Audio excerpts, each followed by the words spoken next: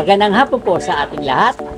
Kay Mayor Attorney Nelson Legacion, sa kanyang may bahay na hindi kilala bilang First Lady niya, si Attorney Eloisa Marion Legacion. Sa aming mall manager, Ramon Polorendo ng Naga City People's Mall, Ma'am Bina Rosales, at ang aming National President ng Bunyog Pagkakaisa Fertilis, Attorney Ricky Tumuturbo. At ako po, si Kuya Bird, at aking kapartner, ang Boy Wonder ng Naga City. Magpakilala ka. Magandang araw po sa ating lahat. Ako po si Jaden Liam Bilquero at welcome po sa Matang Agila ni Bunso at Kuya. At ang ating pong makakapanayan po ngayon ay si Ate Lotlot na may-ari po ng Glaciolas Philippines. Yes. Magandang araw po. Magandang araw po. Kumusta po kayo ngayon? Mabuti naman po.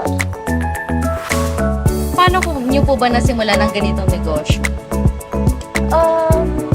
Nagsimula talaga to actually kay mama. Siya yung unang may-ari nitong tindahan. Then after nung pandemic, binigay niya lang sa akin.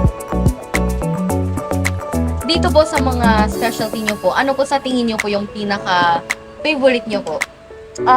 Yung honey glaze, yan yung para sa akin yan yung pinakamasarap sa pili. Then yung mga giniling na pili, yan yung mga best seller dito sa Naga. Pero po, ito pong mga bags na po ito ng mga handicrafts, ano po sa tingin niyo po pinaka-recommendable para sa mga Abaka. Matibay kasi yung mga abaka, lalo na mga handmade siya, nagawa talaga sa Pinoy. Then, madami din silang iba't ibang design, tulad ng may mga sling bag, mga handy bag, shoulder bag, meron din. dito po, paano niyo po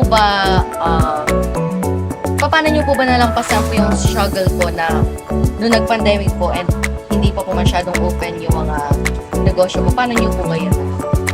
Sobrang hirap kasi walang mga turistang pumapasok kasi bawal pa. So, actually, nagbago yung paninda ko dati. Kasi, umuso yung, yung mga halaman, di ba? Yung mga mahilig sa mga masitas, mga ganyan. So, nagbago yung product ko, nilagyan ko din siya ng ganun kasi kailangan kung ano yung uso, dapat sasabayan mo siya.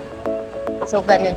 So, pinasok ko din yung pagtinda ng mga halaman. Then, yun, nagbenta siya.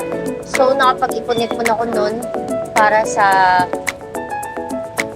pandagdag ng puhunan ko. Then, after nun, nung medyo naging maluwag-luwag na, meron ng mga turista, binalik ulit siya sa pagiging peanuts. Gusto niyo po bang imbitahin po yung mga or gusto niyo po bang i-endorse po yung mga products po na dito? Pwede naman. Actually, may Facebook page ako, Glaciolas Philippines and Handicrafts. Pwede kayo din mag-order. Pwede din mag-message sa akin. Actually, yung mga customers ko, lalo na yung mga datihan na, nag-PM sila sa akin kung when sila pupunta dito para nakakapag-ready din ako ng mga orders nila. May nais po ba kayong batiin? Sa mga customers ko, alam niyo na kung saan niyo ako hanapin. Yun lang. And thank you sa pag-support sa akin. Yan, thank you rin po sa Thank you. pagkipanayam po. Ako po si Jaden Liam Bilquero Ako si Kuya Bird, at ito po ang Matang Agila ni Bunso at Kuya. Thank you po. Thank you. Salamat. Thank you, Kuya. Ay, actually, ito po mga magaganda ko, Yeah. mga Grabe, sales lady. Yan. Yan. Yan. Yan. May nakatalikod. Yan. Yan yung mga advantage dito Yeah. sa tindahan. Kaya mas lalong maraming bumibili kasi Opo. mga sexy, mga magaganda. Yan. At mga Meron. single. Yeah. Mga single yan. Meron na kayong si Ate Lotlot mo. Next year, yung pinsan ko sa Davao, pupunta dito. Nirecommend ko to. Mamimili sila rito. Wow, Yung thank you. nila, bali yung batch nila, pupunta ng Naga City. Mamimili sila dahil gusto nila pili. Kaya meron ka na. Thank you po. Kaya, thank you. Thank Thank you you. po. Thank you.